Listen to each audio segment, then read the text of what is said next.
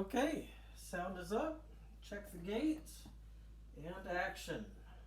Welcome to Unprofessional Productions, Cooking 101 with Chris.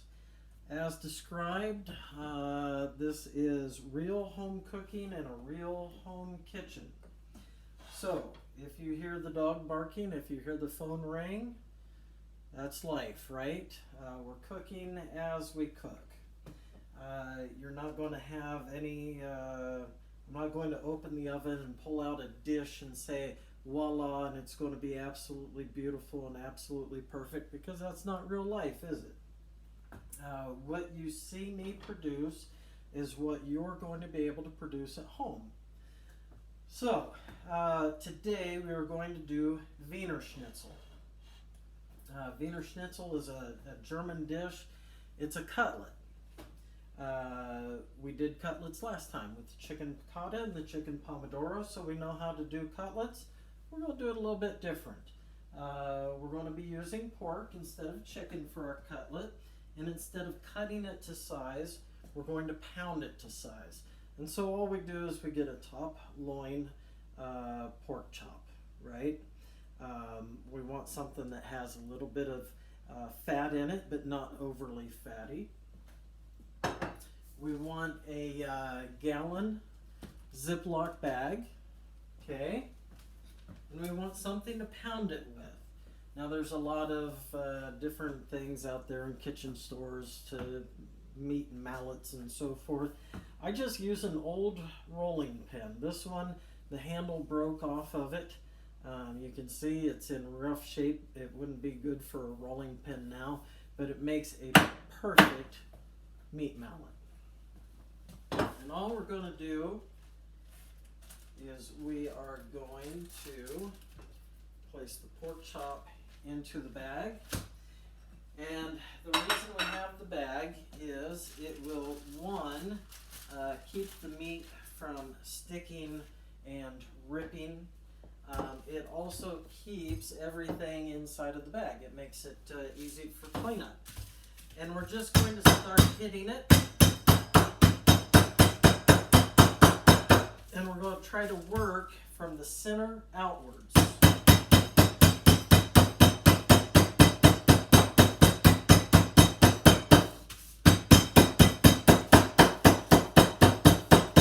And we just keep working it.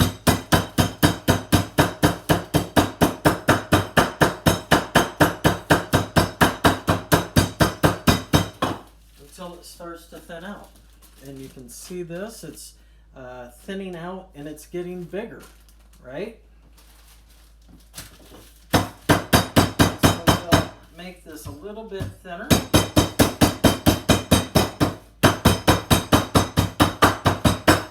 Too thin and it will start to rip. Too thick, it won't, the meat won't cook as quick as we want it to, because there's going to be a breading on it. The breading may start to burn before the meat actually gets cooked.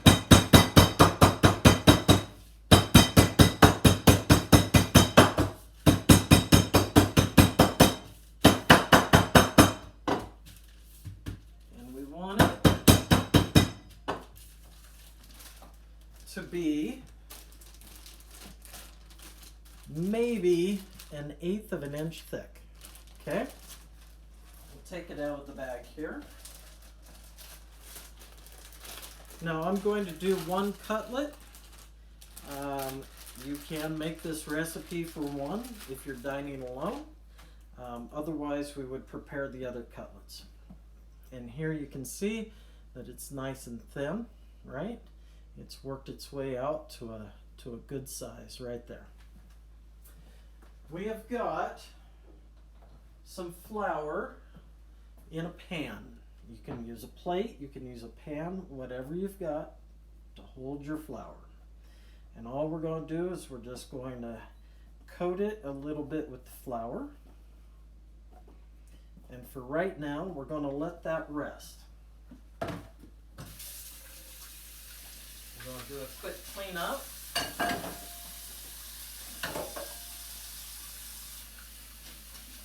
And we're going to talk about what else you're going to need.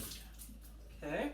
Once again, remise en place, everything is in its place and ready to go. I've already prepped quite a few things so that you don't have to watch me cut and chop. But we're going to talk a little bit about equipment. This is my go-to knife. It is a Santoku knife. It is a Japanese style knife. You can see that I've chopped a little bit of parsley with it. A Santoku knife, this one happens to be a Wusthof. You do not have to buy a brand name, okay? All of my equipment is different brands, and I choose what's best for me.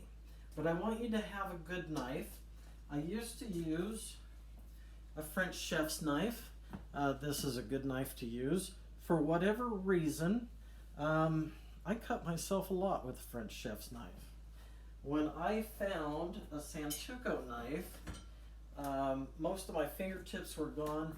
I have never cut myself with a Santoku knife, and I've always had the same cutting style. I practice good cutting. But for whatever reason, the shape of it, the heft of it, whatever it is, I've never cut myself again. I want you to have a good skillet. This one happens to be a Real Kitchens. It's not a famous brand. I went down to Marshall's, found it in the cooking section. It was on sale and it met what I needed. It's got a copper bottom, which is going to help the heat be even across the entire pan. It's got a good handle that fits my hand. It's got a good heft to it. It's not overly heavy, so I can move ingredients easily within the pan. It's just the right pan for me, and I want you to have the right pan for you. It may take, you may buy one and decide, no, I don't like this. Eventually you will find the right one for you. I want you to have a good pair of tongs. Now, I don't want you to go down to Walmart and get cheap 99-cent tongs. I want you to find a kitchen store, a restaurant store that supplies restaurants. And I want you to get a good set of tongs. This is going to be very important. When we're moving food, we want to be confident that our tongs aren't going to fail us. You should be able to spin them on your finger like a gunfighter. And the way you'll know it's a good tong is you'll test it. How do you test a tong? You click it 3 times. If you feel confident in those 3 clicks, and I want you to test your tongs every time you pick them up, I want you to test them. Click them 3 times. Make sure they're still good. Right? Just kidding. A good pair of tongs is just one that provides you some distance from any hot oils, comes together really well, feels like they're strong, but you can still test them. What I've done is I've gotten 3 tablespoons of unsalted butter. I've gotten 2 tablespoons of fresh lemon juice. I've gotten 2 tablespoons of fresh cream. I've gotten a 1/4 cup of a dry white wine. I have another separate 6 tablespoons of unsalted butter. I've got some parsley for a garnish. I've got some lemon wedges that it's going to be served with. And because we've got everything in place, we're going to fire it up. I'm going to go on my stove. I go with a 4. That's a medium heat on my stove. Your stove may be a little bit different. And we talked about this during the piccata and the pomodoro. Successful frying, you want to be testing and making sure that it's coming up to a heat that's good for you. We've let our meat rest a little bit. We're going to salt and pepper. I normally do it depending on the recipe. This particular recipe, I found that if I salt and pepper in with that bit of flour,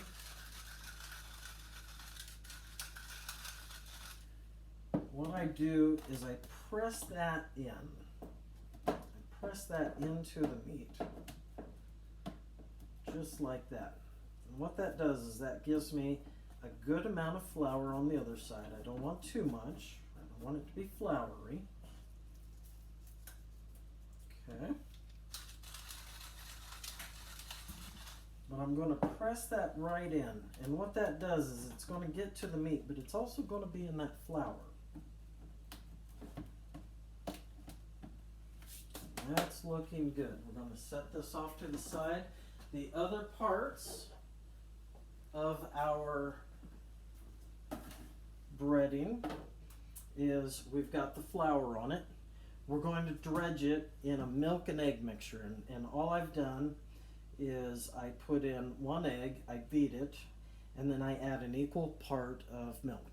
So however much egg you have, you want equal part of milk. It's going to go flour, egg, and then it's going to go breadcrumbs. I want you to have a very specific breadcrumb. And again, you don't have to buy a name brand, but I want you to buy Panko Japanese style breadcrumbs. Panko Japanese style breadcrumbs. This is very important. These are the best breadcrumbs that I have found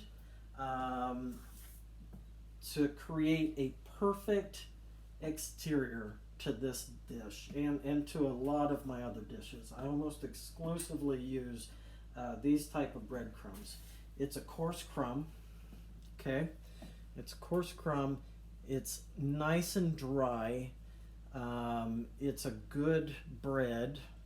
And this particular brand is Kiko Man, but there's a lot of other brands out there. Just make sure that it's Panko Japanese style breadcrumbs. Okay, and that's going to be the last thing in our breading. And our pan is starting to get hot. And so we're going to do 3 tablespoons of olive oil. And that's already kind of warm and shimmering there. That's looking good. Okay. And then we're going to add the 3 tablespoons of butter. And what this is going to do, this is going to give our breading a very beautiful brown texture look to it. Okay. The reason we have oil with the butter is if we used just butter, the butter would have a tendency to burn. Okay. Already it's nice and hot and sizzling.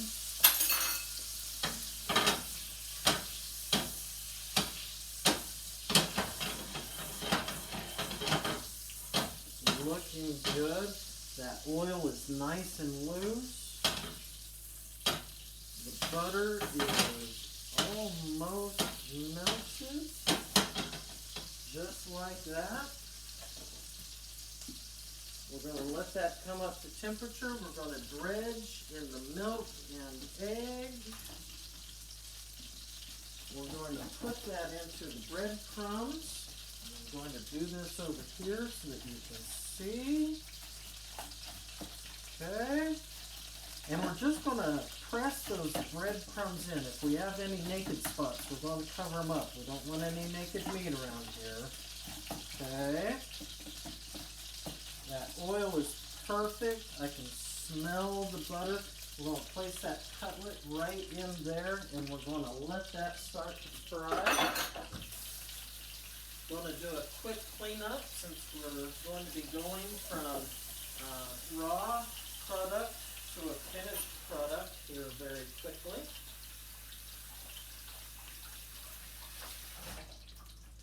Now, the reason we pound out that meat so that it's nice and thin, and I'm going to turn up the heat just a little bit, because what will happen is when you're adding cold food to the pan, that oil will cool down a little bit. So we're going to turn up the heat so that it kind of stays consistent. But we pound out that meat nice and thin because it's going to cook perfectly before any of those breadcrumbs start to burn, or before the butter itself starts to burn. Now we do want the butter to be a little bit brown, a little bit, you'll have a little bit of a nutty flavor to it, a bit of a nutty smell to it, okay? And we've talked about the 4 elements of a good dish. We've got our salt on there. We've got our heat, bringing it up to temp here. We're going to have the acid of both the lemon juice and the wine, and we're going to have the fat of the butter. And what we're going to be doing is we're going to be adding or making a sauce to go on this Wiener Schnitzel. Now that is pretty nicely brown. We're going to let it set for maybe another 30 seconds or so. And you're going to see around the edges of the meat that you're going to be able to see that meat cooking up through. Okay.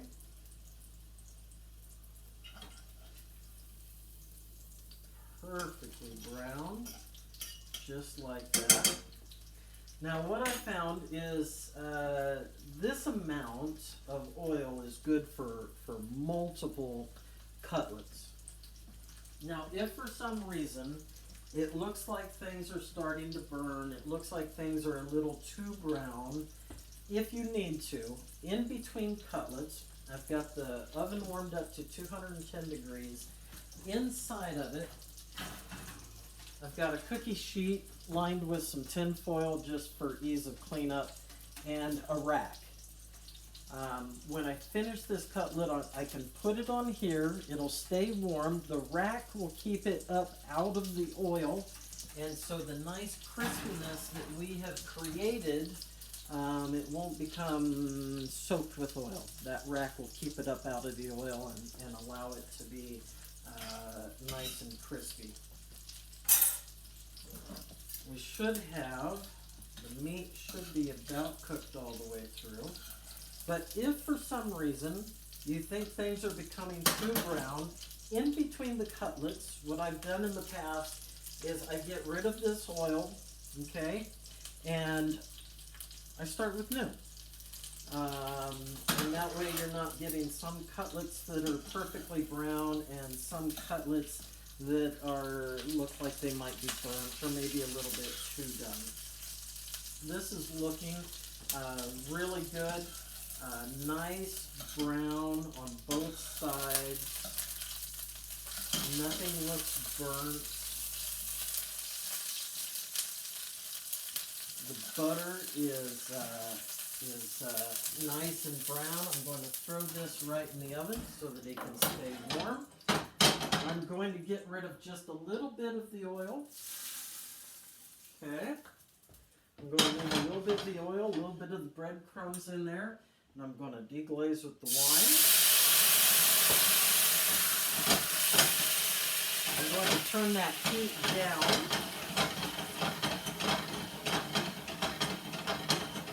And I'm going to make sure that those breadcrumbs are in there and a part of the sauce. I'm going to add the lemon juice. And right now you should have a nice lemony, buttery smell to it. Perfect.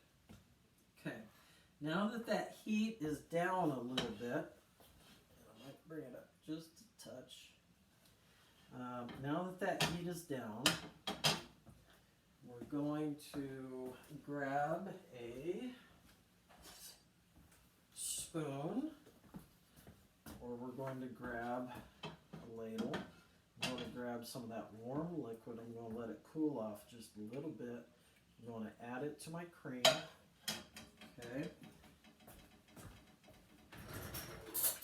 I'm going to temper that cream. I'm going to bring that cream up to temperature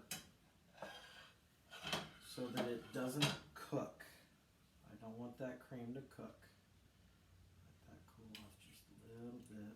Add it right in there. up to temperature. I don't want it to cook. I'm going to add it to the pan. Just like that. I'm going to move it around. And that cream has stayed nice and loose. It hasn't cooked or become what looks like curdled. Okay? It's, for whatever reason, the acid of the lemon has a cooking effect to it as well. So we just want to do what's called tempering. We tempered that cream. And then for the last of it, I forgot my whisk. Let me grab my whisk. I've got my butter, and I'm going to take, this is 6 tablespoons of butter, and I'm just going to start to incorporate it, just like this. And I'll grab one, and I'll move him around, and I'll keep him moving. I'll keep all this liquid together. Keep all this liquid together, keep it moving. That way the butter doesn't separate out. And as they melt, then I'll add a couple more pats. And I'll continue to incorporate that into the sauce. And then we will have the butter fats and the oil all equally distributed within the sauce itself. It's looking good. And we'll just continue to incorporate the butter. Okay. We'll add the last 3.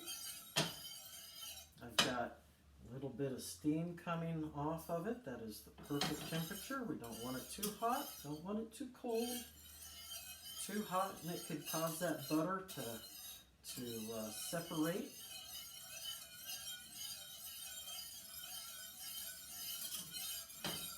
Looking good. Move the pan a little bit. Looking very nice. Okay. We're going to test for taste. We'll get a couple of tasting spoons. And we'll add, I'm going to start with just a little bit of salt. Maybe 2 pinches of salt. Some pepper.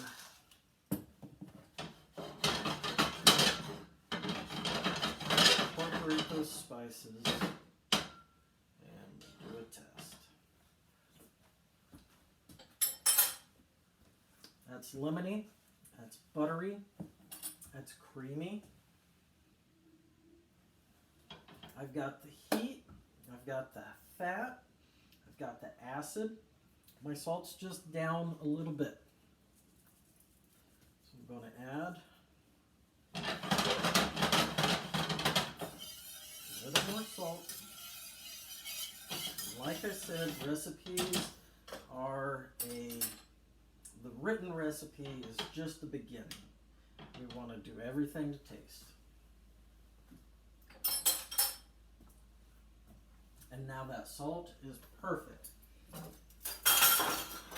We'll move some things out of the way here.